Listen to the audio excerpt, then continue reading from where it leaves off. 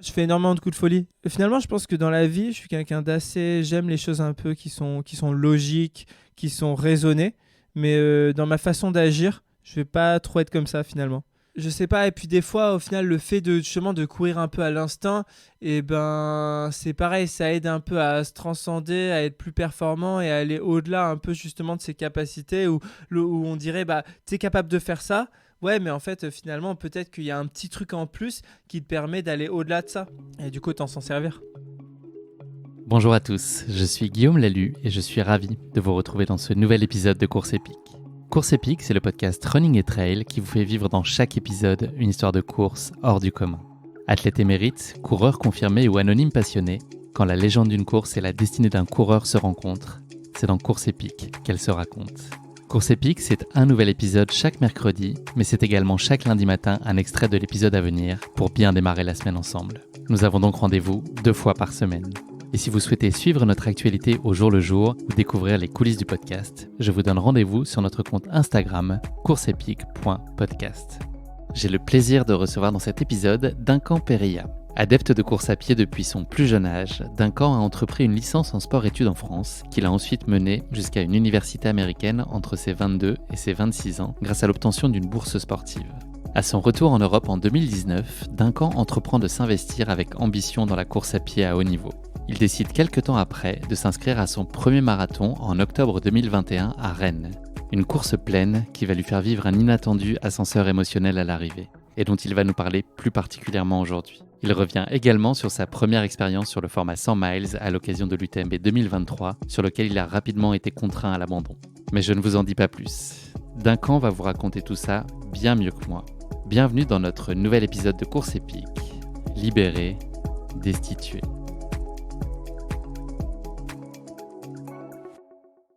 Salut Duncan. Salut Guillaume. Bienvenue dans ce nouvel épisode de Course Épique. Merci de m'accueillir. Comment ça va sur une échelle de 1 à 10 ? Combien tu te donnes là ? Ça va, on va dire 6-7. 7 parce qu'au final, je suis un petit peu blessé, mais en même temps, rien non plus de très grave. Blessé mais heureux malgré tout. C'est ça, exactement. On enregistre cet épisode le jeudi 30 novembre, donc je ne sais pas à quel point tu es mélomane Duncan, mais le 30 novembre est une date qui a marqué l'histoire de la musique, puisqu'il y a 44 ans, jour pour jour, Pink Floyd sortait son célèbre album The Wall, le double album le plus vendu de l'histoire à ce jour. 3 ans plus tard, Michael Jackson sortait Thriller. Donc là, c'est l'album simple le plus vendu au monde, de 65 millions d'exemplaires. Et le 30 novembre 2018, en redescendant d'un étage, Michel Polnareff a sorti son premier album après 28 ans d'absence. Je ne suis pas certain qu'il en a vendu autant que les 2 précédents.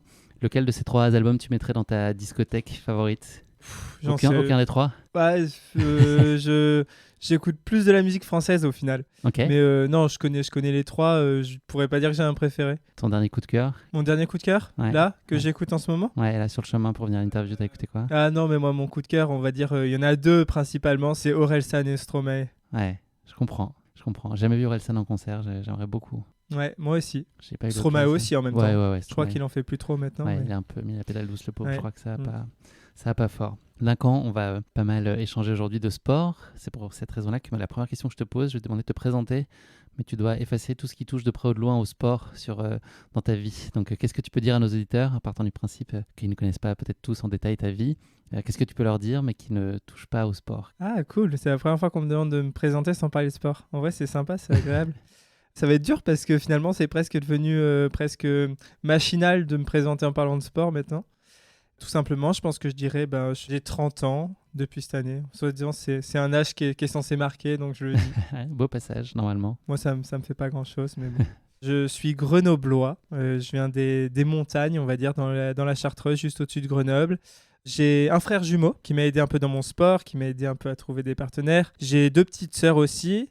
Elles t'ont pas du tout aidé ? Qui m'ont pas particulièrement aidé, mais qui étaient très sportives de base aussi. Une qui a fait beaucoup de natation et de ski alpin, et l'autre qui a fait beaucoup de tennis. Et maintenant, elles ont mis le sport un peu plus de côté pour la médecine. Mais voilà, je suis fier d'elles aussi. Et voilà, je pense que c'est déjà pas mal. C'est une belle entrée en matière. Une passion secrète qu'on ne soupçonnerait pas. On va dire 2 passions secrètes. Si c'est vers le sport, un peu, c'est genre le patin à glace que j'ai découvert il y a quelques années. Au final, je me débrouillais pas trop mal et j'aimais bien un peu tenter des figures par moi-même. Le badminton. J'ai vu que tu respectais pas les consignes sur le sport. Ouais, Non, c'est... mais vas-y. Le Pas badminton que aussi. sur le sport, dans la vie de façon Ouais. générale. Badminton très ludique aussi, Ouais, très le sympa, plus badminton. physique que ce qu'on pense souvent. Ouais, mais non, mais vraiment un truc en ce moment un peu qui m'a pris, et c'est les échecs. En fait, je m'y suis mis là à mon anniversaire. En fait, mes sœurs qui m'ont offert ça, qui voulaient me stimuler un peu, que je fasse un peu un effort, on va dire, intellectuel plus important que la course à pied, on va dire, n'amène pas. Et du coup, voilà, je me suis mis aux échecs, et mon objectif déjà, c'est de passer un bon palier fin décembre, d'avoir un classement Elo qui soit correct il y après a des 3-4 cotes. mois. Ouais, il y a un classement, j'ai appris ça il y a peu de temps. Il y a 4 mois, je savais à peine jouer. J'avais du mal à différencier, à savoir même où on mettait la dame et le roi. Et voilà, et là, l'objectif, c'est fin d'année de me rapprocher du classement de 1000 Elo. Donc, pour la plupart, c'est un niveau débutant intermédiaire. Mais voilà, j'aime beaucoup ça. C'est un beau cadeau de trentenaire, ça. C'est symbolique, l'échec. Ouais, ah ouais, Moi, c'est tu sais, vrai. j'ai Ouais, passé la quarantaine, j'ai que des bouquins à tous mes anniversaires. Je peux Ouais. t'en parler. Bah, d'ailleurs, justement, j'avais pour progresser dessus, j'ai essayé de regarder des podcasts justement sur les échecs. Et en fait, quand je tapais échecs, c'était plutôt que le jeu d'échecs, ça me mettait beaucoup de podcasts sur les Comment j'ai échecs réussi dans à la vie. rebondir, Donc, ouais. c'est vrai. D'accord, on va parler cette fois de sport. Ça y est, j'ouvre les vannes. Tes premières foulées, toi, ça remonte à l'âge de 6-7 ans, c'est ça, avec ton papa? Ouais, c'est ça. Au début, c'est vrai qu'à l'école, en école primaire, il n'y en a pas beaucoup qui aimaient courir. On va dire que moi, j'ai toujours aimé courir. Voilà, bah forcément, comme je disais, moi, je viens un peu de la montagne, et mon père aimait bien un peu faire du sport. Il est hyper actif. Pour le rendre fier un petit peu, j'allais courir avec lui. Je faisais, on va dire, 20, 25, 30 minutes quand j'avais 6-7 ans. C'est beaucoup déjà, ça me paraît pas mal. Ouais, c'est vrai que les notions, moi, ça me paraissait énorme, justement. Je me souviens de la boucle, en fait. La boucle que je faisais quand j'étais tout petit, c'est la boucle que je peux faire encore aujourd'hui. Sauf que maintenant, cette boucle, elle me paraît ridicule, alors qu'avant, ça me paraissait un truc de malade. Il y a une énorme cote, en fait, dans cette boucle. Et je me souviens que quand j'étais petit, je la faisais en marchant, alors que maintenant, elle dure 3 minutes. Donc, c'est vrai que sur un effort de 3-4 km sur l'ensemble de la boucle, la montée, maintenant, je la fais systématiquement en courant. T'aimais courir et tu aimais glisser aussi. Ouais, j'ai fait pas mal de ski alpin. Bah, c'est sûr que déjà, rien que mon nom de famille, Périlla, il y en a beaucoup déjà vers le Grand Bornand, vers Annecy, vers la Clusaz. D'ailleurs, je pense qu'il y a plus de gens qui sont connus des Périllas en ski de fond ou en ski alpin qu'en course à pied, ça c'est sûr. Donc voilà. Pour donc, l'instant. Pour l'instant, ouais. Mais c'est vrai que du coup, j'ai commencé par des sports de glisse. C'était quoi tes images de sport dans ta jeunesse, tes icônes? Est-ce que tu avais des références qui t'inspiraient particulièrement? En fait, non, j'ai jamais été une personne genre à être particulièrement fan de quelqu'un. Je suis un peu les choses comme elles viennent et tout, mais j'étais pas du genre à idolâtrer telle ou telle personne. Je vois assez facilement les gens tous un peu au même niveau. Moi, je pars du principe qu'une personne qui est hyper forte dans un domaine, elle est peut-être moins dans un autre. Et il y a des personnes qui ont beaucoup à apprendre dans quelque chose et d'autres beaucoup dans d'autres. Donc je suis pas tant comme ça au final. Tu suivais beaucoup le sport plus jeune? Là, tu faisais des soirées télé ou après-midi télé à regarder des JO, des championnats d'athlétisme ou d'autres, du ski justement? Ouais, j'ai toujours beaucoup suivi le sport. Mais pas que le sport que je pratiquais, un peu tout. Moi, j'adorais regarder, je sais pas, le Roland-Garros, par exemple, les sports surtout qui se font en France. En fait, je suis assez chauvin. Mais c'est vrai que tout ce qui est lié au sport, les JO, j'ai toujours regardé en vacances, que ce soit les JO d'hiver, les JO d'été. Donc forcément, moi, je supporte énormément la France. Donc pour moi, j'ai l'impression une victoire de la France, c'est comme si c'était moi qui gagnais. Donc ça me fait des vraies émotions. Mais même un peu ce qui est lié au sport, rien que même même les émissions, par exemple, un truc comme Koh-Lanta qui est axé sport, un peu aventure et tout, c'est quelque chose que je regarde aussi. Donc, Tu as dû être heureux là hier en apprenant que la France avait été la seule encore en lice pour les JO d'hiver 2030. Ouais, j'ai su ça. Je suis content, non, c'est sûr. Bah, déjà, le fait qu'il y ait Paris là en 2024. Après, c'est vrai que maintenant, le fait que je pratique surtout un sport estival, moi, je suis d'autant plus content que ce soit les JO d'été. Mais de façon générale, c'est vrai que le fait d'avoir les JO chez soi, c'est un honneur, ça, c'est sûr. Quel souvenir tu gardes là, si on revient sur la course à pied, de tes crosses au collège? Est-ce que pour beaucoup, c'est une contrainte ou c'est un peu un passage obligé? Est-ce que toi, c'était déjà sujet à réjouissance et à beaucoup de plaisir? Ah, j'adorais. Ah, je m'en souviens vraiment, c'était un pur kiff. C'était un peu avoir froid, c'était le stress dans le bus, je me souviens, j'étais à cette époque, j'étais tout petit, je voyais tout le monde comme des gens hyper forts. C'était pas vraiment un complexe d'infériorité, c'était plus une peur d'être comme ça avec une foule de personnes. C'était se faire de nouveaux amis finalement qui étaient dans le même collège que nous.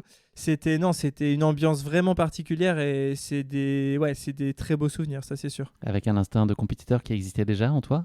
Ouais, ça c'est. Ouais, voilà. Après, est-ce que c'est instinctif ou est-ce que c'est éducationnel? Parce que c'est vrai que j'ai été éduqué un peu de façon comme ça, où il faut être un peu performant dans tout ce qu'on fait. C'est toujours dur à dire, mais c'est sûr que compétiteur, je le suis et c'est une bonne partie de ce qui me pousse dans la vie et ce qui me motive, c'est réussir à faire le mieux possible. C'est vraiment la compétition. Est-ce que tu as pu ressentir justement la peur de décevoir, peut-être plus jeune? Ouais, c'était beaucoup par rapport à moi-même. Finalement, j'avais surtout pas envie de me décevoir moi-même et j'aimais pas forcément quand je m'investissais, quand je me mettais la pression pour quelque chose, me dire qu'il n'y avait pas un résultat derrière. Bon, je pense que c'est le cas pour tout le monde, mais c'est vrai que finalement les gens me montraient rarement quand j'ai échoué une déception. C'est vrai que j'étais plutôt bien entouré, les gens étaient quand même de façon générale assez bienveillants. Donc en fait, quand j'échouais, les gens me disaient rien et je le voyais que par exemple mes parents, quand je réussissais, ils étaient fiers de moi et ça c'est quelque chose qui était important pour moi. À quel moment tu as commencé à prendre conscience que tu avais peut-être des qualités particulières ou un petit peu hors du commun en tout cas? Est-ce que déjà dès l'adolescence, tu as pu observer ça ou est-ce que c'est arrivé bien plus tard? Ah non, moi je suis très souvent parti du principe que j'étais pas si doué que ça. Jusqu'à, on va dire, la période où j'ai commencé vraiment à travailler, on va dire à 25 ans, la période où j'ai arrêté l'athlé, en fait, où j'ai commencé à travailler, où j'arrivais... En fait, quand je fais un truc, je le fais pas mal à fond, et j'étais hyper impliqué dans mon boulot. Je parle de à Chicago, l'année où j'ai vécu là-bas, où j'ai travaillé. Je sais que mon patron et tous ceux qui ont travaillé avec moi, ils étaient contents du travail que je faisais parce qu'ils voyaient que je le faisais à fond. Donc forcément, quand on fait les choses à fond, on est obligé de les faire un minimum bien. Et voilà, et suite à ça, en fait, j'ai pris beaucoup plus de recul sur la course à pied. J'ai été un peu décomplexé. Et en rentrant en France, en reprenant l'athlé, en fait, je me suis rendu compte que j'avais plus ce stress, plus cette pression, j'avais plus cette attente et ça m'a un peu... ça m'a aidé, on va dire, à progresser et justement pas avoir peur d'être bon et performant. Et c'est ce qui m'a fait... Je me suis rendu compte, je me suis dit, en fait, il n'y a pas de raison que je sois moins bon que les autres. Je remonte un petit peu le temps là, mais tu as démarré ta licence, une licence en sport et études. C'était quoi là, ce que tu rêvais, tu projetais de toi, de ton avenir? Est-ce que c'était le sport était une des voies possibles, même si tu dis que c'est arrivé quand même plus tard, cette envie de t'y consacrer plus et d'y mettre plus d'engagement? C'était quoi le scénario idéal pour toi à ce moment-là? De quoi tu avais envie? C'est vrai qu'on va dire qu'au lycée, je faisais de l'athlé, mais je faisais beaucoup de choses à côté. Et vers la fin de lycée, je me suis dit, allez, je vais essayer de me professionnaliser, dans le sens où je vais essayer de faire davantage d'athlé pour essayer de me rapprocher le plus possible du haut niveau. Parce que je me débrouillais plutôt bien et je me disais, j'ai peut-être une marge. Et finalement, les années où j'ai été le plus impliqué, le plus à fond un peu dans l'athlé, il y avait peut-être une pression un peu supplémentaire qui a fait que j'ai pas réussi à m'exprimer pleinement et j'ai pas réussi à progresser plus, même si j'avais plus de temps pour m'entraîner et même si je mettais beaucoup plus les choses un peu en ordre pour essayer d'être le plus performant possible. Mais tu te voyais en tout cas, à ce moment-là, le sport était la trajectoire à laquelle tu te destinais, ou si on t'avait dit que tu allais bosser en marketing dans un grand groupe, ça aurait pu t'aller aussi très bien? Ah non, moi j'étais persuadé que jamais je pourrais vivre de mon sport à ce moment-là. Pour moi, le sport, c'était... dans un coin de ma tête, j'avais envie d'essayer de passer un peu ces paliers qui me permettraient d'être, entre guillemets, professionnel. Mais au fond de moi, je me disais, non, le sport, c'est un équilibre, c'est une passion, c'est justement un peu se jouer un peu avec cet esprit de compétition pour kiffer la vie. Mais à aucun moment, j'allais pouvoir complètement vivre de ça. Tu as obtenu une bourse qui t'a permis d'aller vivre le rêve américain. Tu es parti Ouais. dans une université en Californie. On va synthétiser ça au maximum. Ta plus grande surprise là-bas, et puis l'apprentissage majeur avec lequel tu es revenu des US? Ouais, la plus grande surprise, c'était le fait que on avait entraînement donc tous les matins à 6h du mat. Et je me souviens, le premier matin, j'arrive, il est 6h01. Et en fait, d'abord, on avait rendez-vous dans le gymnase. Et là, je vois le gymnase est fermé. Il y a le coach qui est derrière et qui me dit que que j'étais en retard. Je me dis, mais je suis pas en retard, il est 6h01, on a rendez-vous à 6h. Il me dit, non, 6h, il est plus 6h. Donc, il m'a laissé entrer, il m'a dit, c'était la dernière fois. Là, je me suis dit, ah oui, c'est quand même... Je sais qu'en France, quand on a rendez-vous à 1h, en général, on attend des gens pendant 10 minutes. Donc, c'est vrai que ça m'avait surpris. Le lendemain, j'arrive, 6h pile. Et là, de nouveau, tout le monde qui était déjà là. Et moi, je suis arrivé 2 semaines après tout le monde. Donc, je ne savais pas un peu ce côté très ponctuel. By the book, comme disent les Ouais, anglophones. exactement. Et voilà, et j'arrive à 6h, il me dit non, mais ce que tu comprends pas, c'est que 6h, quand on commence à 6h, le rendez-vous est à 6h, ça veut dire qu'on commence à 6h. Donc toi, tu dois arriver avant 6h. Si tu es là à 6h, c'est que tu es en retard. Et du coup, ça m'avait appris à cette période un peu à être vraiment beaucoup plus ponctuel. Et finalement, en rentrant en France, j'ai vu que les gens l'étaient moins. Et j'avoue que moi, je m'adapte assez facilement et que de base, je suis pas très ponctuel. Donc maintenant, je suis de nouveau parmi ceux qui sont les plus en retard. Et en termes d'apprentissage, est-ce qu'il y a une chose que tu as retenue de ces années là-bas qui t'aide aujourd'hui, peut-être sans que tu y penses consciemment, mais en tout cas qui t'a quand même forgé aussi? Ah oui, complètement. Bah, les Américains, ils sont hyper positifs. Nous, on est énormément à se rabaisser soi-même et à rabaisser les autres, à énormément critiquer. C'est pour ça, je pense que de façon générale, les Français à l'oral ont beaucoup de difficultés et ont peur en fait de se présenter à l'oral, de parler à l'oral, alors que là-bas, pas du tout. On fait énormément d'exercices en cours où on a des présentations orales et en fait, tout le monde est tellement bienveillant à dire du positif qu'en fait, ça aide et ça donne confiance et ça permet de progresser davantage. Moi, je me souviens d'une de mes premières présentations qui était un peu complexe en master. Donc, ça faisait déjà quelques années que j'étais là-bas, donc l'anglais, ça allait. Mais quand même, c'était un sujet qui était assez complexe. J'avais choisi de faire un truc sur les transgenres, en plus dans une école privée et tout, donc c'était assez compliqué. Et finalement, j'ai beaucoup bafouillé, j'ai eu du mal, j'avais peur de ce que les autres pensent de ma présentation. Et à la fin, tout le monde a été hyper bienveillant. Et je pense que c'est ce qui te pousse en fait à prendre confiance en toi et à être beaucoup plus à l'aise à l'oral et même dans la vie en général, le fait d'être positif, je pense que c'est important de se tirer vers le haut. Ouais. Bel enseignement, effectivement. Ouais. Ils font ça mieux que nous. Je pense qu'en France, on n'est pas très doué sur ça. Ouais. Tu es revenu en Europe ensuite, en 2019. Là, le plan s'est pas passé exactement comme prévu. Tu avais un job qui t'attendait à Londres. Ouais. Ils t'attendent encore, je crois. Ouais, mais attends, encore, je sais pas. Il faudrait que je leur envoie. Faudrait leur dire que tu je me viendras suis pas. dit, faudrait que je leur envoie un message. Surtout que donc je devais partir travailler pour une compagnie, enfin une boîte de cuisine de luxe professionnelle et résidentielle. C'était une branche de la boîte pour laquelle je bossais aux États-Unis, une branche française, et je devais partir la développer à Londres en faisant en fait un peu ce qu'on faisait là-bas, c'est-à-dire des événements avec des designers, des architectes, des revendeurs. C'était un peu du marketing. En fait, on vendait rien directement, mais c'était vraiment instruire sur la marque. Et voilà, et l'idée, c'était que cette marque, elle se fasse beaucoup plus connaître en Angleterre. Donc, c'est vrai que c'était un beau projet. Je devais partir avec le directeur des ventes. J'étais allé à Paris, justement, pour repasser un entretien, même si j'avais été recommandé par la grosse boîte américaine. Donc c'est vrai que je devais partir là-bas après 3-4 mois et finalement j'ai repris l'athlé. Je me suis retrouvé à être pas loin de la qualif pour les championnats d'Europe de cross la première année et je me suis dit putain c'est con, j'ai jamais été aussi bon en athlé et là si je mets l'athlé de côté, jamais j'y reviendrai pas dans 10 ans parce que c'est pas à 40 ans que tu commences à faire du haut niveau. Donc je me suis dit j'ai envie de me donner ma chance. Mon CV finalement j'ai un CV qui est pas trop mal, j'arriverai à retrouver un boulot plus tard et du coup j'ai démissionné avant même d'avoir commencé. Grand bien t'en as pris, puisque ça marche bien depuis la course à pied. Ouais, c'est sûr, c'est des choix. Après, ça se trouve, j'aurais eu aussi une vie géniale en partant là-bas, mais c'est vrai que non, là, aucun regret aujourd'hui, ça c'est sûr. Donc tu reprends un peu plus intensément la course à pied, tu fais, j'avance dans le temps, à Dublin, tu finis 30e des championnats d'Europe de cross, qui est une performance dont tu te satisfais pleinement, et parce que le niveau est incroyable, enfin, tu es devant un certain nombre d'athlètes olympiques, en tout cas de ce que j'ai compris, donc tu tires bien ton épingle du jeu.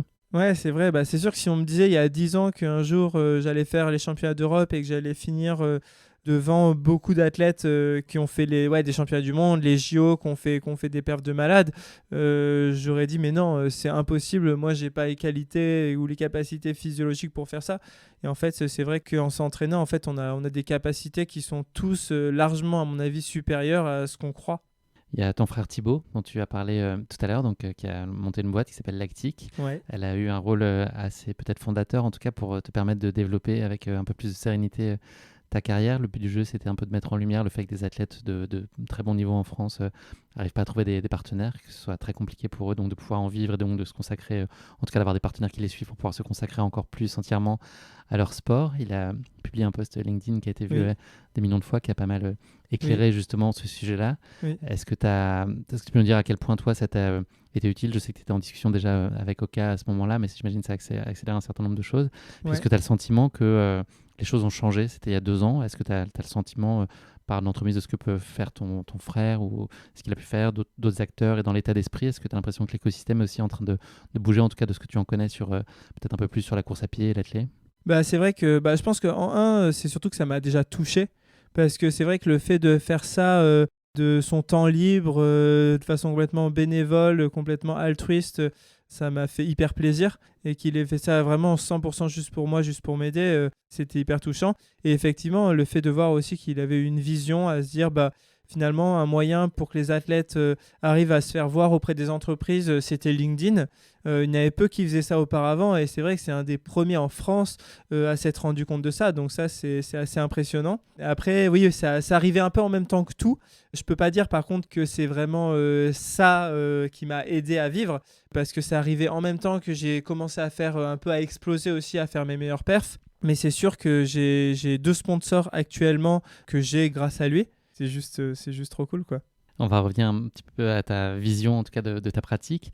Toi, tu situes comment le curseur entre plaisir et performance? Est-ce que tu peux te satisfaire d'autre chose qu'une première place ou d'un temps? Est-ce que tu vois, si tu as mis l'engagement et l'esprit que tu voulais dans une course et que le résultat n'est pas là, est-ce que tu ressors frustré? Est-ce que tu jaugerais, toi, de ton, là où vient ton plaisir dans la course à pied? Ouais, moi, plaisir et performance, pour moi, ça va forcément ensemble. Parce que je pense que pour être performant, il faut être hyper motivé. Et pour être hyper motivé, il faut y trouver du plaisir. Moi, je me suis rendu compte que plus je prenais plaisir dans ce que je faisais, plus j'étais capable de me faire mal à l'entraînement et plus j'étais capable de progresser. Donc, je pense que c'est une erreur, en fait, des fois, il y a une tendance où dans le haut niveau, on a envie d'enlever le plaisir parce qu'on trouve ça beau, le fait d'avoir juste de la volonté. Et le fait de se dire, je suis capable de faire énormément de sacrifices. En fait, des fois, on veut trop parler de sacrifices et dire, ouais, on est des Spartiates, plus on fait de sacrifices, Dur au mal. Ouais, exactement. En tout cas, je sais que pour moi, ça marche pas trop. Je sais que quand je prends pas trop de plaisir, j'ai du mal à avoir la hargne finalement, en tout cas sur la durée. Donc je pense que justement, moi, j'essaye de prendre un maximum de plaisir pour pouvoir après me transcender, que ce soit à l'entraînement ou en compétition, et surtout en compétition. Ouais, le plaisir, si on est dans les bonnes dispositions, on peut l'avoir toute la vie, là où la performance, forcément, elle ne suivra pas. Donc c'est essentiel de s'y consacrer et d'avoir cette clé d'entrée sur notre pratique. C'est, je pense, le principal. Et surtout qu'on parle pas mal de consistance, on parle pas mal de réussir à durer dans le temps. Et justement, c'est avec ce plaisir qu'on peut durer. Deuxième question curseur, est-ce que tu te qualifierais de coureur instinctif, émotionnel on va dire, ou plutôt quelqu'un de raisonné, d'analytique? Est-ce que c'est un équilibre des deux? Est-ce que tu peux faire des coups de folie? Moi je fais énormément de coups de folie. J'aime bien en fait. Finalement je pense que dans la vie je suis quelqu'un d'assez... J'aime les choses un peu qui sont logiques, qui sont raisonnées. Mais dans ma façon d'agir, je vais pas trop être comme ça finalement.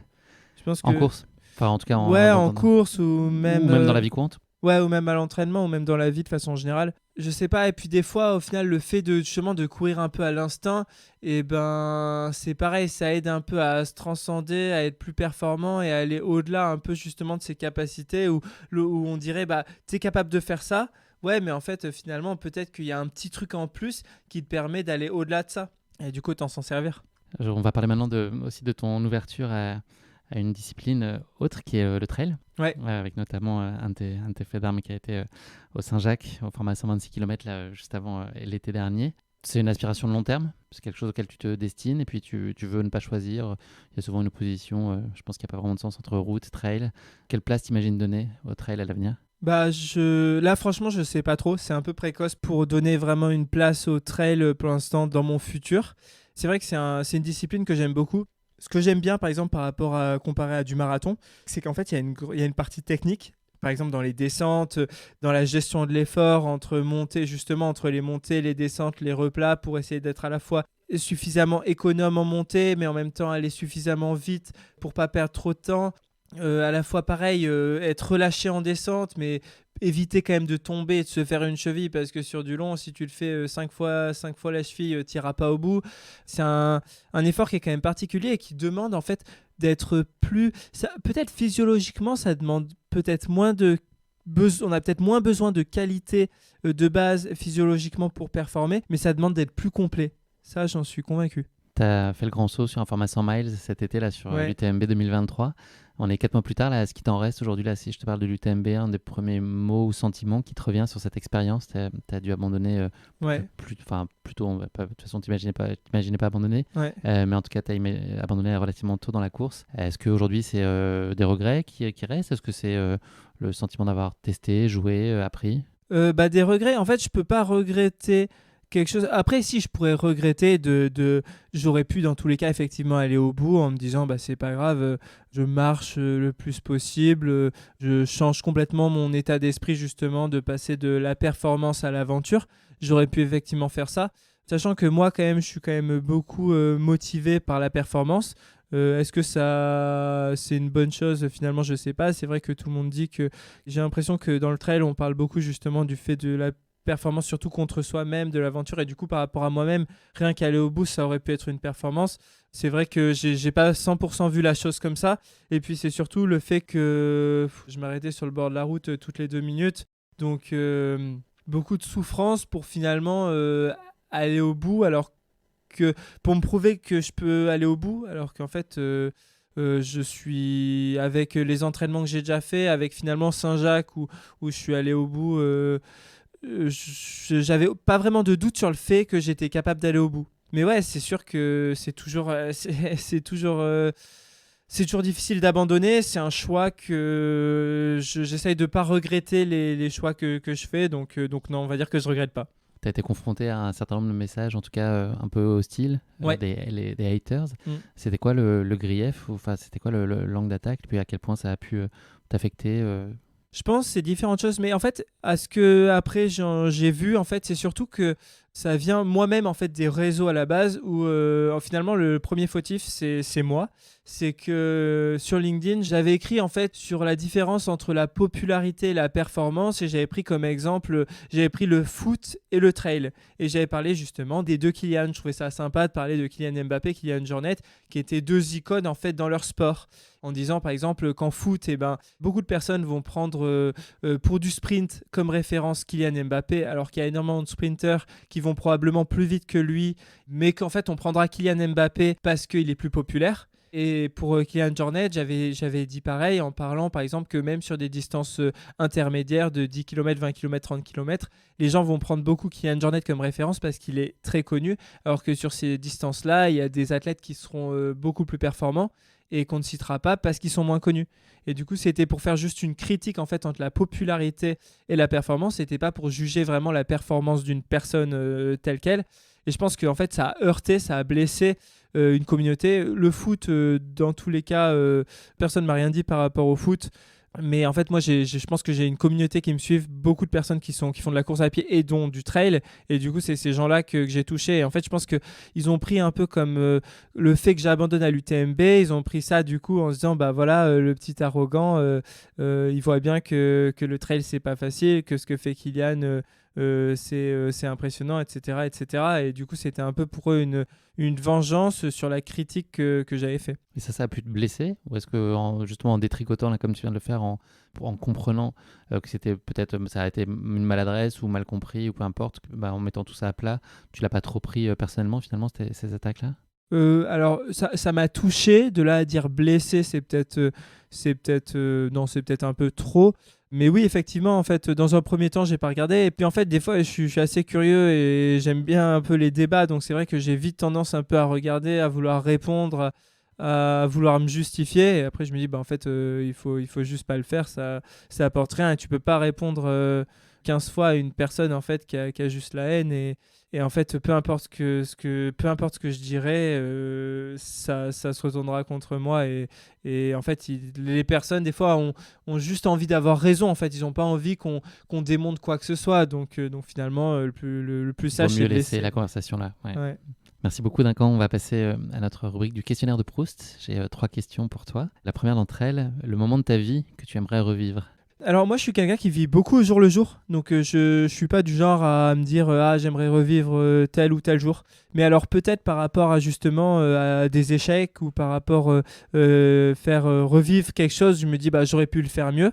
Je pense qu'une période que j'aimerais revivre, ce serait peut-être le lycée, parce que c'est une période où finalement, au niveau un petit peu maturité intellectuelle, et ben on est assez adulte, mais en fait, je trouve qu'on manque d'expérience et de recul sur beaucoup de choses. Et du coup, je pense que j'aimerais bien revivre le lycée avec l'expérience que j'ai aujourd'hui. Et je suis sûr que je réussirais beaucoup plus de choses. Et entre guillemets, sur beaucoup de points, j'ai perdu du temps parce que j'avais besoin d'apprendre. Et c'est vrai que maintenant, si je revenais en arrière au lycée, je pourrais gagner quelques années où je pense que je réussirais dans beaucoup plus de domaines. Ouais. Donc peut-être ça, allez. Deuxième question, c'est la première fois que je la pose, je la trouve pas simple, désolé. Le plus grand sacrifice que tu serais prêt à faire pour quelqu'un que tu aimes? Pour quelqu'un que j'aime, moi je pars du principe que tout ce qui est un peu, je sais pas, émotionnel est beaucoup plus important que... Moi je suis pas très matérialiste. Donc je pense que pour quelqu'un que j'aime, je pourrais entre guillemets tout donner pour tout donner de matériel. Bien sûr, je vais pas tuer une autre personne pour... voilà. Mais du coup, tout donner ce que j'ai pour quelqu'un que j'aime. Dernière question de ce questionnaire de Proust, la personne qui a eu l'impact le plus important dans ta vie jusqu'à maintenant? Dans toutes les sphères, perso, pro, sportive. Mon père. Déjà parce que c'est surtout lui qui m'a, en tout cas personnellement, qui m'a fait faire énormément de choses. Il m'a fait faire beaucoup de sport. Il a été énormément là pour moi. À chaque fois qu'il fallait aller à une compétition, qu'il fallait aller quelque part, que j'avais besoin de lui, il était là. Et en plus parce que je trouve que c'est un exemple un peu d'abnégation. C'est un exemple dans la vie, en fait, il se pose pas 15 000 questions. S'il faut faire quelque chose, il le fera. Et c'est vrai que du coup, à ce niveau-là, c'est vraiment un exemple.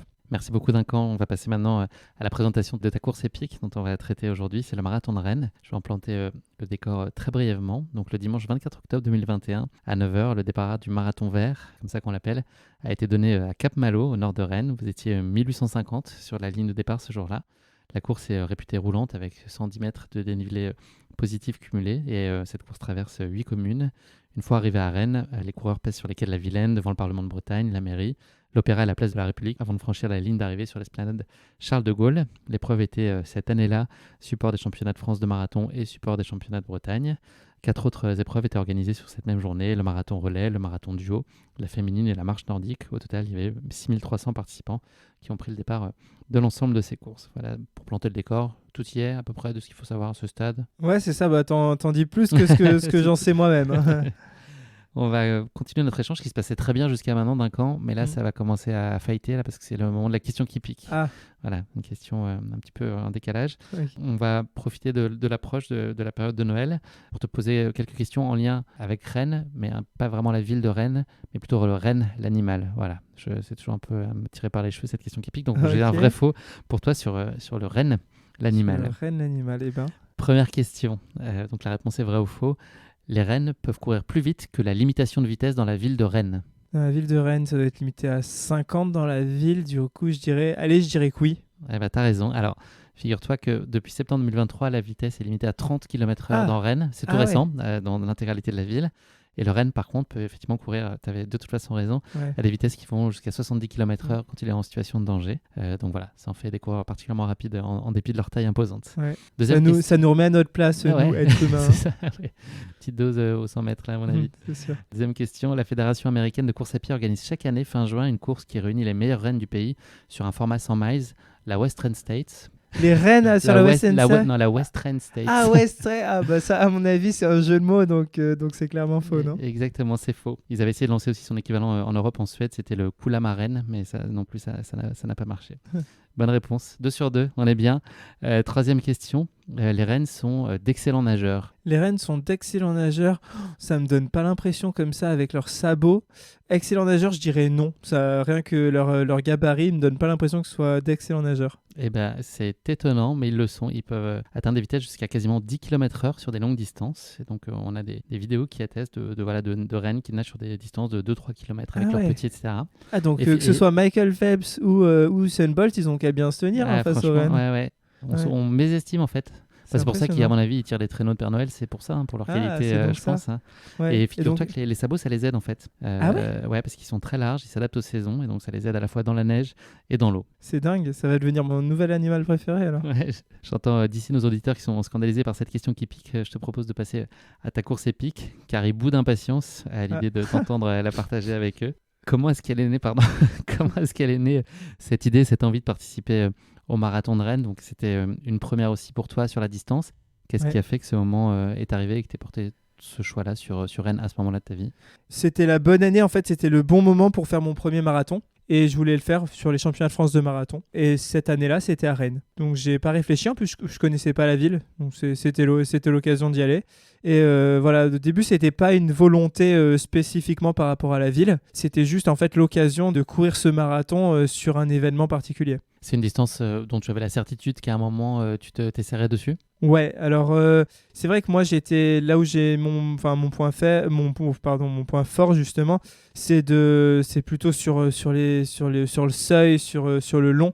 J'étais, on va dire, pas infatigable, mais c'est vrai que j'ai jamais été hyper rapide sur de la VMA, mais par contre une allure élevée, j'étais capable de la tenir très longtemps. Donc je m'étais jamais essayé sur marathon, mais je commençais déjà à faire des semaines à plus de 200-220 km. J'étais très bon sur du seuil, donc c'était vraiment dans la logique des choses que je fasse un marathon. Et c'est vrai que mon coach de l'époque m'encourageait plutôt vers ça, et les gens autour de moi aussi. Est-ce que tu as le souvenir d'avoir vécu une prépa qui était très différente de ce que tu pouvais connaître jusqu'alors? Qu'est-ce qui a pu évoluer? Qu'est-ce que tu as musclé? Les choses sur lesquelles tu as porté plus d'attention? Au final, j'ai même pas tant fait une si grosse prépa marathon pour mon marathon. Le truc, c'est qu'en fait, je faisais déjà tellement de volume et tellement un travail justement au seuil que j'avais presque pas grand-chose à changer. En fait, le truc, c'est que je faisais du plus court et je préparais du plus court, mais j'avais déjà un entraînement pour faire du marathon. Donc c'est vrai que j'ai pas eu besoin de changer grand-chose pour cette préparation. Ça c'est aligné avec ce que tu avais connu jusqu'à maintenant, pas de grosse surprise, quoi. C'est ça, ouais. Les gens qui disent ouais, une prépa marathon c'est 4 semaines, 6 semaines, 8 semaines, 10 semaines, bah c'est vrai que moi mon premier marathon, je l'ai pas vécu comme ça. Je me suis juste dit bah ouais, je me suis bien entraîné et j'ai fait mon premier marathon. C'est facile pour toi, là on parlait de consistance tout à l'heure, c'est facile d'être constant dans ta motivation sur une prépa? Est-ce que enchaîner les séances comme ça dans la durée, est-ce que c'est quelque chose qui peut être parfois contraignant pour toi, ou tu prends plaisir? Je sais que tu t'entraînes 2 fois par jour, de ce que j'ai compris, en tout cas j'imagine dans les périodes de pic, ou peut-être même tout au long de l'année. Est-ce qu'il y a des fois, il y a des séances où tu as les pieds qui traînent un peu? Bah ça dépend. Je trouve que justement les jours ne se ressemblent pas, dans le sens où, mais même pas que les jours, les mois, les semaines, les années. Il peut y avoir des périodes où je vais être hyper motivé pendant 4 mois, 6 mois, où je vais avoir envie de me donner j'ai vraiment des périodes pendant lesquelles je suis hyper motivé, et des périodes beaucoup plus down où j'ai un peu la flemme, comme on dit. Donc non, c'est très variable en fait. Je pourrais pas dire que... Après forcément, si j'enchaîne beaucoup et que je suis fatigué, il y a des périodes où ça va être plus dur que d'autres, ou en général le jour de la course, c'est dur de pas être motivé. Bon après, des fois on a un stress pré-course qui nous donne l'impression, qui nous fait dire non, tu faut pas y aller, tu vas pas y arriver. Mais sinon, c'est vrai que non, ça dépend beaucoup des périodes. Ouais. Est-ce que la course, c'est la récompense ultime, ou est-ce que l'entraînement en soi et toute cette phase de préparation, c'est une période que tu apprécies, ou est-ce que c'est juste un moyen pour atteindre une finalité qui est la course? Bah, du coup, la récompense, ce serait pas vraiment la course, mais plus la performance après la course. Parce que des fois, on fait des courses où vraiment, d'une, on souffre, et de deux, on fait des contre-performances. Donc c'est vrai que ces jours-là, la course n'est pas vraiment une récompense. Pour moi, le moment le plus fort, c'est quand, pendant une période, on n'a pas réussi. Et c'est échec, échec, échec, échec, où là où presque on doute le plus, et après arrive cette course où on va faire une performance où on s'y attend pas du tout, qui nous rassure énormément, qui nous transcende, qui nous met dans un état vraiment un peu comme sur un petit nuage. Et c'est vrai que ça, c'est quand même une récompense qui est la plus grosse des récompenses. Mais après, c'est vrai que rien qu'à l'entraînement, on va dire que physiquement, quand on sécrète, je sais pas, des endorphines, tout ce qu'on sécrète et tout, comme on dit, on a un côté un peu de bien-être après un entraînement. Bah ça, je trouve que c'est une récompense aussi. Dans quelle disposition physique et mentale tu te sens, toi, au moment où tu boucles ta prépa? Est-ce que tu as l'impression d'avoir fait absolument tout ce qu'il fallait? Ça dépend. Ça dépend vraiment des périodes. Ça dépend. C'est pareil, des fois, il y a des périodes où on est blessé, où on peut pas faire. Sur ce marathon de Rennes en particulier, sur cette première? Sur cette première année, je suis arrivé assez confiant. Parce que c'est moi qui ai demandé à l'organisation qu'ils mettent un lièvre sur un temps spécifique. Donc c'est vrai que non, j'étais plutôt confiant et un peu naïf en me disant il n'y a pas de raison. Enfin, j'avais pas peur moi des 42 km, parce que comme je le disais, moi ça m'arrivait de faire des journées où je faisais, j'en sais rien, 30 km le matin et j'en faisais 25 des fois l'après-midi où je mettais beaucoup de seuils. Donc, j'avais pas cette peur de la distance et je savais que j'étais capable de courir. Moi, j'ai toujours eu peur de courir très vite, entre guillemets. Quand je dis très vite, c'est courir sur du plat à 23, 24 km/h. Mais c'est vrai qu'une allure, quand je suis en forme, du 20 km/h, ça me paraît à la fois pas très rapide et à la fois, vu que je tiens dans le temps, et ça me fait pas particulièrement peur. Mais je sais que forcément, il y a des aléas, il y a beaucoup de choses qui peuvent faire que ça se passe pas aussi bien que prévu. Mais non. Déjà, je trouve 23-24, c'est très rapide. J'étais en train de me dire que le Rennes pouvait courir à 70 km. Ouais, finalement, c'est pas si rapide que ça. Pour le Rennes, 23-24 km/h, c'est même pas de l'endurance fondamentale. Ouais, c'est ça. À quel point tu avais mis le nez dans la start list et dans les autres profils présents sur la course? Est-ce que c'est des choses que tu avais regardées là spécifiquement sur ce marathon de Rennes? Alors, je savais juste qu'il n'y avait pas d'athlètes qui étaient, on va dire, il n'y avait pas les meilleurs, les tout meilleurs Français. Je savais ça. Après, je m'attarde pas beaucoup sur les autres. Je savais qu'il y en avait qui voulaient partir à peu près sur les mêmes bases que moi. Mais non, je me pose en général pas trop la question de qui est autour de moi. J'essaye de faire un peu du mieux possible et advienne que pourra. Pour préciser là de façon un peu chiffrée, tes références jusqu'alors là, sur semi peut-être la plus emblématique et puis tes aspirations donc sur ce marathon-là, le temps que tu aurais aimé faire et puis l'allure sur lequel tu avais prévu de caler aussi ton lièvre. Ouais, à ce moment-là, j'avais pas des références. J'avais fait 29-25 sur 10 km en tout début d'année, donc 8 mois auparavant, il me semble. J'avais pas énormément de références justement sur du long, si ce n'est justement à l'entraînement. Et encore, j'avais fait 42 km à des allures élevées d'un coup. Donc non, je savais pas énormément à quoi m'attendre. C'était plus par rapport à ce qu'on me disait autour qui était plutôt bien de partir pour un premier marathon. Et sachant que voilà, à ce moment-là, sur cette édition du marathon de Rennes, le parcours n'était pas aussi plat qu'aujourd'hui. Donc voilà, partir sur 1h08 au semi, c'était l'objectif, 2h16. Et idéalement, gagner, c'était la place qui était encore plus, qui était plus important que le chrono. Mais je voulais gagner. Moi, j'aime bien gagner un peu avec la manière. Donc pour moi, gagner et faire 2h30, ça n'aurait pas été pareil que de gagner en ayant fait un gros chrono. Donc voilà. Ça y est, d'un coup, on est le samedi 24 octobre, c'est le grand jour. Est-ce qu'il y a de la place pour la nervosité là, dans le sas de départ? Comment est-ce que toi tu vis ces moments? Est-ce que tu es impatient d'y aller? Est-ce qu'il y a une forme de pression qui peut naître aussi? Alors non, j'étais pas tant stressé. Légèrement, il faisait un peu froid parce que du coup c'était fin octobre à Rennes, il faisait frais. Donc si je tremblais, c'était pas de peur mais plus de froid. Sur la ligne de départ, là je regarde autour de moi et je vois que tout le monde est avec le maillot de son club. Et là je vois que moi je suis pas avec le maillot de mon club. Et là je me dis problème. Et là, problème. Là, c'est à ce moment-là que je réalise qu'en fait, c'est un championnat et qu'il fallait le maillot du club. Après, j'étais sur la ligne de départ. Je me suis dit, de toute façon, on va partir. Je me suis pas posé plus de questions. Donc ça, j'y ai pas pensé une seule fois pendant la course. Pour la petite histoire. Ouais. On verra à l'issue de cette histoire qui peut sembler anecdotique sur le principe et qui au final aura des conséquences importantes. T'es pas intimidé par la distance? Est-ce qu'il y a malgré tout une question, une incertitude sur la façon dont ça peut se passer, sur la gestion peut-être de paramètres que tu maîtrises un peu moins, des ravitaux sur une telle distance? Est-ce que, je sais pas, est-ce qu'il y a des points qui sont malgré tout un petit peu énigmatiques à l'heure où ça va partir?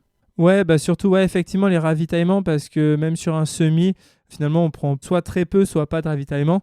C'est vrai que sur un marathon, si on prend pas un gel, 2 gels, 3 gels... Après, c'est pareil, ça dépend des gens. Il y a des athlètes qui sont capables de faire un marathon entier sans prendre le moins de gel. Donc, chacun fait avec ses qualités. Mais c'est vrai que moi, je consomme quand même pas mal d'énergie.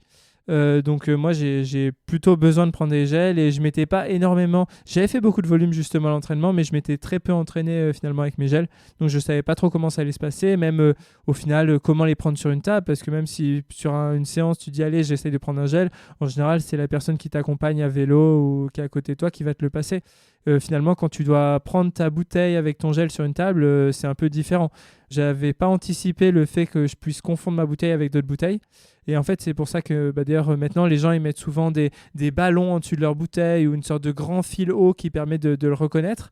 Parce que sinon, tu arrives justement à 20 km/h vers une table où il y a 10, 15, 20, voire plus que ça, autres bouteilles. En fait, impossible de reconnaître ou de retrouver la sienne. Je savais pas qu'on pouvait courir un marathon sans prendre quoi que ce soit de gel, ça. Tu me l'apprends. Ouais, il y a et puis des athlètes qui sont performants. Je parlais récemment avec un athlète là qui il me semble que c'est Zach Abderrazak Sharik Abderrazak, qui me disait qu'il prenait presque rien sur l'ensemble de son marathon. Lorsqu'on a échangé et qui a fait 2h08. Pas mal, ah oui, comme Ouais, quoi, oui, ça ouais. nuit pas tellement à la performance. Ouais, bah après voilà, non, mais après il y a des athlètes par exemple qui justement qui consomment beaucoup d'énergie, qui ont besoin de prendre pas mal de gel, et eux, s'ils vont pas en prendre, et ben finalement ils avanceront plus sur la fin. Et à l'inverse, les athlètes qui sont pas entraînés à courir avec des gels, s'ils prennent trop de gel, ils vont avoir un point de côté, ils vont avoir des problèmes gastriques, et à qui ça se passera mal. Donc en fait, faut essayer à l'entraînement, faut voir justement ce qui réussit, et pour pouvoir voilà, être dans les meilleures circonstances possibles le jour de la course. On a échangé en amont de notre entretien d'aujourd'hui. Tu me parlais de l'ambiance de la course. Est-ce que dès le début, il y a une espèce de ferveur à ce marathon de Rennes? Ouais, bah je sais que les Bretons de façon générale, ils sont à fond course à pied. Il y a une ambiance de malade. J'y pensais rien que là par rapport au cross qui est à Carhaix ou souvent en Bretagne. À Rennes, il y a une ambiance de dingue en fait. Les gens, que ce soit presque les coureurs des fois parce que c'était deux boucles, c'est deux boucles de 20 km. Et du coup, tu as des athlètes des coureurs que je peux me retrouver à doubler en fait sur la deuxième boucle, qui vont eux-mêmes m'encourager. Mais non, dans la ville de Rennes, il y a une ambiance, c'est électrique, hein. Les gens, ils se lèvent le dimanche matin pour venir regarder la course. Je sais pas, c'est je sais pas, leur Jeux Olympiques à eux. Non, mais j'exagère, mais c'est vrai que non, il y a une ambiance. Ouais, c'est vraiment sympa. Chaud, c'est breton. Qui n'a pas vu un drapeau breton sur n'importe quelle course dans le monde à un moment ou à un autre, sur un bord de sentier ou sur un bord de route? Il y en Ouais, a toujours. ouais, c'est Et ça vrai. fait plaisir. Comment se passe ton premier semi sur ce marathon? Bah, le premier semi, au final, je me suis juste pas posé de questions. Il y avait un lièvre, un meneur d'allure qui était devant sur des bases d'1h08. Voilà, moi, l'objectif, c'était me poser moins de questions possible et essayer d'être le plus économe possible. Donc, peu réfléchir, rester derrière. Je savais que c'était long et qu'il fallait être patient. Donc, voilà, je profitais un peu, je regardais finalement des routes bretonnes, mais j'essayais d'être le plus calme possible. Le lièvre s'écarte donc au kilomètre 21. Il a fait son boulot. Toi, tu as tenu comme tu voulais. Personne ne semble vraiment vouloir prendre ses responsabilités Ouais. ensuite. Donc, c'est un rôle que tu embrasses peut-être un peu plus majoritairement. Est-ce que c'est à contre-cœur? Est-ce que c'est frustrant? Ou est-ce que tu es là, faut le faire, tu poses pas trop de questions? Ah si, moi j'aime pas, je suis pas du genre à vouloir mener toute une course. Donc quand je passais devant, en fait c'est ça, c'est que moi je voulais aussi faire un bon chrono. Ça me tenait à cœur justement de pas trop ralentir à partir du 20-25e. Mais en même temps, j'avais pas envie d'être devant, que tout le monde se reste derrière moi et après perdre à la fin parce que le titre était le plus important. Donc c'était un peu un dilemme à ce moment-là. Vous Et étiez voilà. 4, hein, c'est ça à ce moment-là. On était 4. Voilà, il y en a un qui craque après vers entre le 25 et le 30 progressivement. Après, on se retrouve plus que 3. C'est vrai que moi, je me retrouvais pas mal à être devant. Il y en avait un qui était là vraiment juste pour la gagne et plus pour la prime, qui était d'ailleurs qui était pas français, donc qui était pas là pour le titre de champion de France, mais plus pour la victoire et la prime. Qui voulait prendre aucun relais parce qu'il s'en foutait complètement du chrono. Donc on était plutôt deux à prendre des relais et c'était principalement moi qui les prenais effectivement. Et donc voilà, je restais un peu derrière. Et donc il y a des moments où quand je prenais les relais, j'essayais d'accélérer davantage pour à la limite presque soit les lâcher, soit leur faire comprendre que c'était pas juste un relais, moi qui les emmenais sur leur allure qui leur plaisait. Et j'ai vu quand je voyais en plus qu'ils arrivaient à suivre, et je me disais ok, pour eux c'est tactique. C'est un exercice que tu trouves différent là mentalement à ce moment-là quand on a dépassé les 25-30. Il y a le mur que tu as par chance pas connu. Enfin, je ne sais pas si c'est une notion qui est applicable aussi peut-être pour des athlètes de ton niveau. Est-ce que c'est physiologique de façon universelle ou peut-être pas tant que ça, c'est plus pour des coureurs? Mais je pense que le mur, il n'y a pas de... En fait, le mur, c'est pas un truc qui existe particulièrement en fait. C'est juste que c'est ceux qui ont le mur au 30e, c'est parce qu'ils sont partis, si c'est au 30e au lieu d'être au 35, c'est probablement qu'ils sont partis un petit peu vite et que du coup ils ont un coup de moins bien. Je pense que sur les distances plus courtes, des fois c'est pareil, au bout du 7 sur un 10 km par exemple, au bout du 6-7e kilomètre, si on est parti sur des bases assez intenses, et c'est là où on commence à avoir du mal et à ralentir. Donc forcément, c'est relative en gros. Mouvante. Ouais, c'est ça. Je pense que n'importe quel athlète, parce que finalement sur un 100 km, on n'a pas le mur au 30e. C'est juste qu'en fait, on part sur des allures on est plus à l'aise. Et du coup, sur un 100 km, j'imagine qu'un coureur de 100 km, il commence à avoir du mal vers le 65, 70e kilomètre, vraiment. Voilà, donc c'est au général aux trois quarts de la course. Pour optimiser en général une course, c'est un peu ça. On commence à avoir du mal aux trois quarts de la course. Et après, c'est le dernier quart où ça se joue un peu dans la tête, où il faut essayer de résister pour pas perdre de temps. Et si à l'inverse, on n'a jamais un coup de moins bien, c'est qu'on n'a peut-être pas optimisé à 100% parce qu'on arrive à finir plus vite. Et peut-être que si on était parti un peu plus vite, on aurait pu faire un peu un meilleur chrono. Donc voilà, moi, j'y crois pas énormément au mur. Et toi, mentalement, tu gères bien là, l'effort sur ces passages-là vers le 30e, là, t'as pas la tête qui flanche ou une espèce de lassitude qui s'installe? Ouais, bah non, bah c'est vrai que déjà parce que moi j'étais à l'avant de la course, donc je jouais pour la gagne et c'était mon objectif. Donc clairement, je pensais plus un peu à ok, j'ai fait 30 km, il en reste plus que 12, je suis très à l'aise. Bah, j'ai plus de lassitude et je trouve ça plus difficile finalement entre le 10e et le 20e où il n'y a pas grand chose à faire, où tu réfléchis mais en même temps tu essaies de rester calme, qu'au 30-35e kilomètre où quand tu te sens très bien, et au final tu as juste le plaisir d'être à l'avant de la course. Donc c'est vrai que c'est presque le moment facile. Au 35e, là, au ravitaillement, tu connais un petit coup de malchance en tout cas? C'était pas un coup de malchance, je crois que c'est ma faute à moi, je me souviens plus exactement ce qui s'est passé, mais effectivement j'arrive pas à choper mon ravitaillement, mais parce que voilà, j'étais pas hyper expérimenté, je m'arrête pour le prendre à moitié, je repars, je me retrouve à être décollé par les deux athlètes de devant, effectivement, et après il faut leur remonter dessus. Ouais. Ça te sort pas de ta course particulièrement? C'est un fait de course et tu... Ouais, non, pas du tout. Bah, je sais que ça arrive. Ils étaient pas loin. Ils avaient juste pris 3, 4, 5 secondes d'avance. Il restait encore beaucoup de... D'ailleurs, je sais plus si c'était au 30 ou au 35. Mais si, c'était peut-être au 35. Si c'est ça, ça devait être le 35. Et du coup, non, en fait, cette seconde, quand il reste 7 km, c'est hyper facile à rattraper. Surtout que, comme je le disais, jusque-là, moi, j'étais sur la retenue. Donc j'avais de la marge. Et là, tu libères les chevaux. Ouais. Tu te rends compte qu'effectivement, tu as encore plein de capacités, tu reviens très vite sur eux. Et donc là, tu décides de mettre les stockades finales ensuite? Tu as envie de pousser? Ouais, c'est ça. Moi, en plus, je suis un coureur, j'aime bien courir au train. Je suis pas du genre à mettre des grosses accélérations progressivement. Le truc, c'est que là, du coup, vu que j'étais décroché, il fallait que j'accélère un peu pour leur revenir dessus. Le truc, c'est quand je leur reviens dessus, c'est pareil, je suis pas du genre à ralentir. J'essaie de garder un rythme régulier. Et donc là, je me suis dit, bon, bah, je passe. Et j'ai vu qu'ils avaient un peu du mal à tenir là, à ce moment-là l'allure.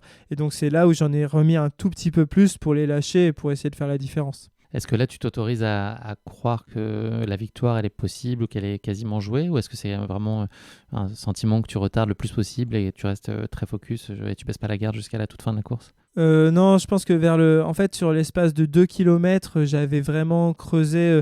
J'étais passé sur des allures où j'étais en 3 au kill, j'étais vraiment à 20 km/h. Et je pense que derrière, ils étaient plutôt... j'avais fait sur l'espace de 2-3 km, je les voyais plus du tout, même dans les grandes lignes droites. J'avais dû gagner une trentaine de secondes sur 2-3 km. Donc, et sachant que j'étais vraiment à l'aise. Donc je me souviens, il y avait la moto ouvreuse qui était à côté de moi, leur gars qui filmait, qui commentait et qui commence vite fait à me dire un petit truc, genre à m'encourager. Et je leur dis un truc du genre c'est genre je suis facile là. Et là, à ce moment-là, je me suis dit, je vois pas comment je pourrais ne pas gagner cette course parce que je me voyais pas ralentir que accélérer, et sachant que je les avais déjà distancés avant. Donc non, pour moi, là, c'était gagné. C'est vrai que c'était 5 km vraiment plaisant. Après, en fait, au final, au 30e, il y a eu une petite bosse où à un moment donné, tu as un petit coup de mou, un petit moment un petit peu plus difficile après, où tu sais, tu doutes un peu, mais non, c'était facile cette fin de course. Tu la boucles donc en 2h14 et 49 secondes. C'est quoi le sentiment au moment où tu franchis la ligne en tout cas? Qu'est-ce qui prend le dessus? C'est la satisfaction, j'imagine, en premier lieu, de la fierté, c'est quoi? Ouais, c'était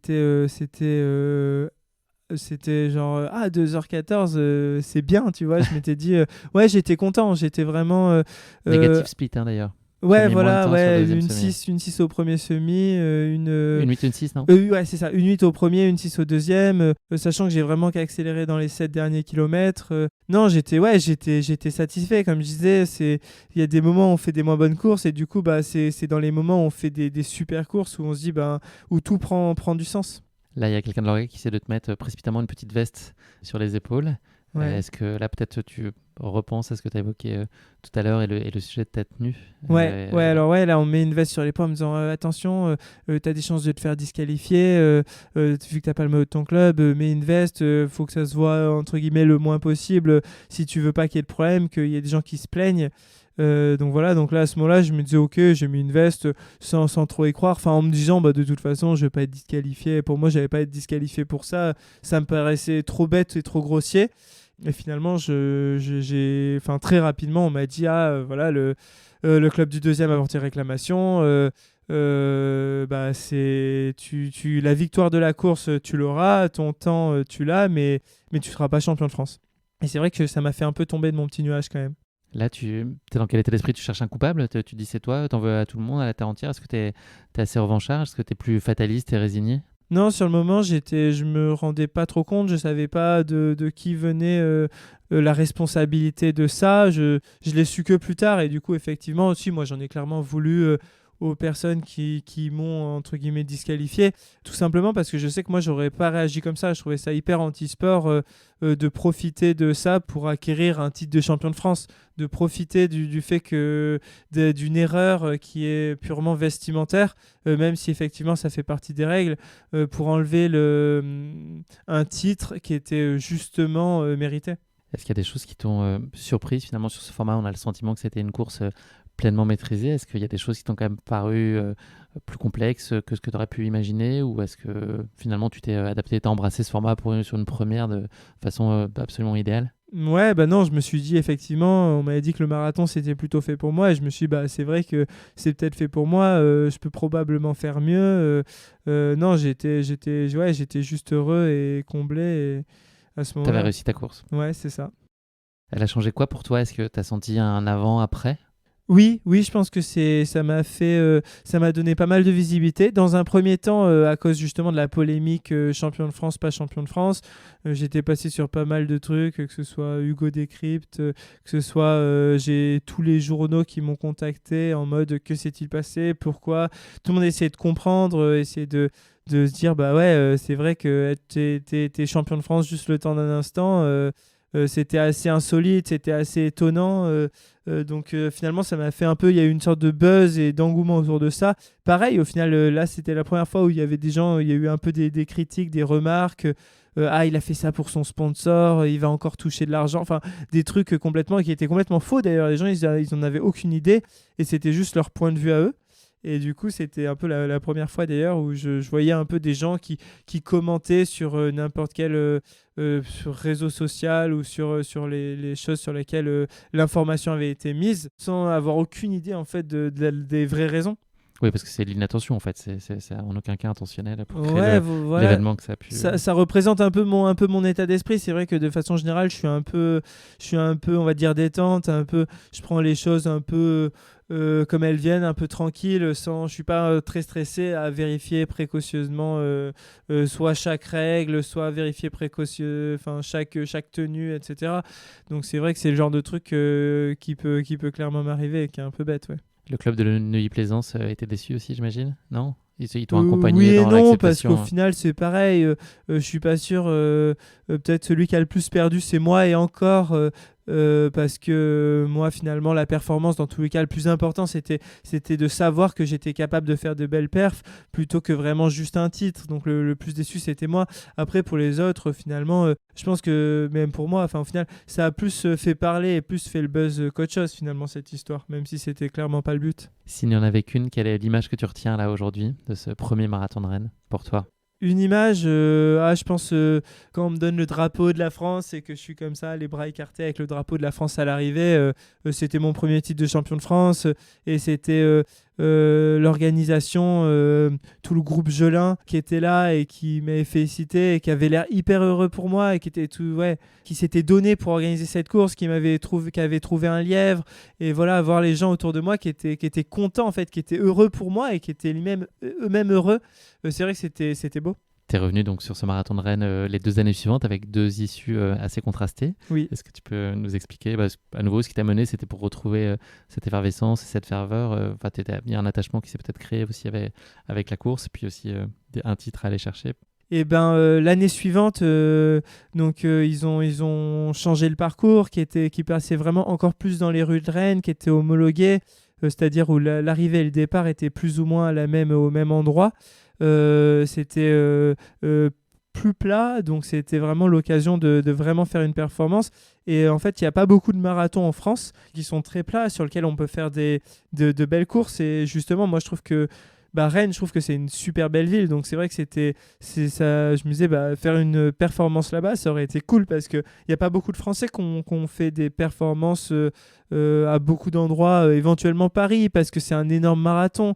Mais voilà, ça me tenait à cœur, moi, de retourner là-bas et de regagner cette course qui m'avait un peu fait connaître, on va dire, dans le monde de la course à pied. Et voilà, j'étais en super forme. Je passe au semi-marathon cette fois en 1,5-0, donc je passe 3 minutes plus vite. Voilà, il y avait un lièvre qui était censé être là pour m'aider, mais qui a eu un peu du mal. Voilà, c'est les aléas jour J, voilà, où le lièvre était pas en forme, et il a eu du mal finalement à suivre le rythme. Donc je me retrouve en fait seul assez rapidement. Au 10e kilomètre, j'étais tout seul. Et voilà, et je cours finalement presque toute la course tout seul devant. Et je finis quand même en 2h12, donc qui était beau, surtout que j'étais parti de très ambitieux sur cette course. Et c'est vrai que ça avait plutôt bien lancé la saison, ouais. 2023, pas tout à fait le même plaisir. 2023, voilà, j'étais à fond remue avant pour préparer cette course, et en fait j'avais 2 douleurs, dont une à l'adducteur, et en fait ça s'est aggravé progressivement tout au long du stage. À la fin, je pouvais presque plus courir, je faisais que du vélo, et je me suis dit je vais faire un peu de repos, ça me permettra de récupérer, et je vais quand même sur cette course, on verra comment ça se passe. Et au final, il n'y avait pas eu de miracle en fait. J'étais blessé la semaine d'avant, le marathon il n'est pas passé. J'avais vraiment des lièvres de luxe, 2 athlètes qui font un tout petit 28 sur 10 km, qui sont au final qui ont des plus belles références que moi, qui étaient là pour me livrer. Je me devais un peu d'essayer, mais voilà, malheureusement c'est les aléas, c'est que voilà, quand tu t'entraînes beaucoup, tu peux te blesser. Donc là, c'est une blessure que tu te traînes encore un petit peu aujourd'hui? Ouais, c'est une blessure. Là, ça va beaucoup mieux. Là, je commence à pouvoir refaire des footings un peu plus longs, à pouvoir remettre du rythme. Mais c'est vrai que là, ça fait depuis 6-7 semaines, justement, même depuis avant Rennes, depuis Font-Romeu, ça fait depuis septembre que j'ai encore une gêne. Ouais, ça me gêne encore un peu aujourd'hui, mais ça va beaucoup mieux. Du coup, j'espère que ça va vite le faire pour la prochaine course en février. Ouais. Merci Duncan d'avoir partagé avec nous cette course épique. On va parler un peu d'avenir maintenant. Comment se dessine l'horizon 2024? Est-ce que les JO restent un sujet ou c'est totalement évacué? Enfin voilà, ce que tu sais aujourd'hui de ce que sera ton année 2024 ou ce que tu as envie qu'elle soit? Eh c'est vrai que donc il y a que 3 places. Le marathon en France, surtout masculin, le niveau est Grosse très densité, dense. Ouais. Il y a probablement, donc là il y a le marathon de Valence ce week-end, donc c'est surtout là qu'on va savoir est-ce que les 3 seront, est-ce que ce sera sûr ou pas. Mais ouais, non, on va dire que moi l'objectif ça reste quand même de faire une belle perf sur marathon, donc voilà, je vais à Séville en février. J'ai envie de passer un peu sous cette barrière des 2h10 parce que je sais que quand je suis en forme, j'en suis capable, j'en suis convaincu. Après voilà, les jeux, ça va effectivement être difficile. 2h08 voilà. et 10 secondes les minima. C'est ça. Qui ne certifie pas en plus d'être qualifié ensuite. Oui, en plus, voilà, en France, voilà, après, c'est pareil. Il y aura des pays où après ça passera au ranking, mais c'est vrai que, comme je le disais, c'est qu'en France, le niveau est dense et voilà, ça va être compliqué. Mais de toute façon, le plus important, c'est que ce soit les meilleurs athlètes qui soient au JO. Et moi, je serai là dans tous les cas pour les encourager si j'y suis pas, c'est sûr. Il y a d'autres rendez-vous que tu as pris là déjà pour l'année prochaine? À quel point il est fixé ton calendrier? Pour l'instant, c'est quand même encore un peu flou, surtout que j'ai été là pas mal blessé. Donc ça va dépendre un peu de à quel point je guéris vite. Mais voilà, non, le prochain gros objectif, c'est je pars un mois en stage en janvier pour justement être prêt pour le marathon de Séville le 18 février. Donc ça, on va dire que c'est le vrai prochain gros rendez-vous. Et après, pour la suite, ça va aussi dépendre. Ouais. Tu pars au Kenya? Ouais, je pars au Kenya du 15 janvier au 15 février. Ouais. Est-ce qu'il y a une course qui te fait rêver, où tu te dis, celle-là, un jour dans la vie, il faut que je le fasse, même si c'est peut-être pas aujourd'hui tes formats de cœur ou autre, ou que tu ne le fasses pas forcément avec une vision ultra compétitive, mais est-ce que tu as une course de cœur absolue que tu aimerais un jour vivre? Bah, c'est vrai que la course de cœur, un peu, c'était que j'avais envie de vivre un peu d'essai, c'était l'UTMB. Mais du coup, on peut dire que je l'ai à la fois vécu et pas vraiment vécu parce que je suis pas allé au bout. Donc à partir de là, j'ai envie de redire l'UTMB parce que ouais, je peux pas dire que j'ai fait la course aujourd'hui. Une première expérience inachevée. Mm. Je te propose de conclure cet épisode non pas avec le mot de la fin, mais avec le motto de la fin. Est-ce que tu as une citation, une devise qui a une signification particulière pour toi et que tu as envie de partager avec nous? Une citation, ah bah c'est ce que je dis un peu, que je m'étais fait un peu aux États-Unis, c'est en anglais To live is a chance, issues are fine and good things awesome. C'est genre de dire un peu genre que ouais, que enfin vivre est une chance et que du coup bah les problèmes dans l'idée faut essayer de les résoudre et pas trop s'attarder dessus et qu'il faut un peu savourer toutes bonnes choses quoi. C'est un peu une phrase un peu pour être positive et elle est de moi-même. C'est quoi la première chose que tu vas faire là? On enregistre aujourd'hui à Paris. T'as envie de quoi là quand tu viens à Paris? Qu'est-ce que tu prends plaisir à faire? Tu viens régulièrement, mais est-ce que t'as des choses qui te plaisent? Quand je viens à Paris, bah Là, il fait beau. Je ouais. crois que t'as été sur les quais là tout à l'heure Ouais, pour voilà, courir, ce genre de beau moment. Ouais, bah non, mais c'est vrai que c'est sympa. Moi, je suis plus de la montagne, donc forcément, j'aime bien rentrer. J'aime bien plus être à la montagne, voir un peu plus de choses un peu vertes. Mais si, mais Paris, c'est quand même une ville, un peu romantique. Donc, c'est vrai que c'est sympa de courir sur les quais et d'avoir la Tour Eiffel autour de nous. Ça reste quand même, c'est une ville qui est quand même On s'en lasse emblématique pas. au niveau mondial. Donc, moi, je kiffe être là quelques jours. C'est hyper vivant. Donc non, courir sur les quais, c'est vrai que c'est quelque chose de sympa. Merci beaucoup Duncan, c'est déjà la fin de cet épisode. Merci d'avoir partagé avec nous cette course qui a été un sacré tremplin pour toi et quand même elle s'est pas tout à fait achevée, elle n'a pas été forcément couronnée du titre comme tu aurais pu l'espérer. J'ai hâte de suivre la suite de tes aventures sur route, sur trail aussi, j'espère, l'UTMB, j'espère qu'il y aura d'autres rendez-vous aussi là-bas. Merci encore pour ta disponibilité, ton authenticité, tout franc-parler, c'est très appréciable. Et puis plein de bonheur et puis plein de réussite dans la suite de tes belles aventures. Merci Guillaume, c'est cool. À bientôt. À bientôt, ciao. Merci d'avoir écouté cet épisode. Si vous l'avez écouté jusqu'ici, c'est qu'il vous a probablement plu. Alors n'hésitez pas à noter le podcast et rédiger un avis sur votre plateforme d'écoute favorite. C'est essentiel pour soutenir ce travail indépendant.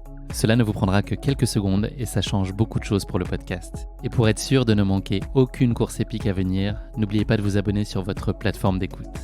Merci encore infiniment pour votre soutien, votre fidélité et vos chaleureux messages que je lis et auxquels je réponds avec un immense plaisir. S'il vous plaît, continuez. À très bientôt pour une nouvelle course épique, évidemment.